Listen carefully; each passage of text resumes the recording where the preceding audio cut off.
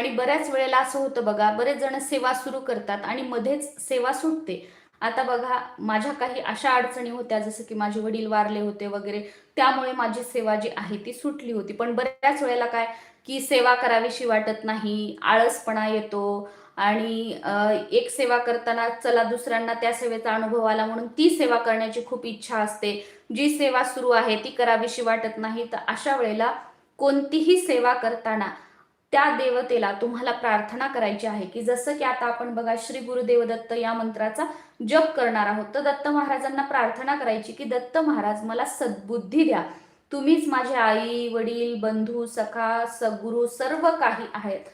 मला सद्बुद्धी द्या, की मी ही सेवा कंटिन्युटीमध्ये करावी आणि तुम्ही माझ्याकडून ही सेवा करून घ्या. कारण सेवा करणारे आपण कोणी नसतो. जेव्हा दत्तगुरूंची कृपा होते, दत्त महाराजांच्या कृपेने आपल्याला सद्बुद्धी मिळते, तर त्या वेळेलाच आपण सेवा करतो. म्हणजे दत्त महाराज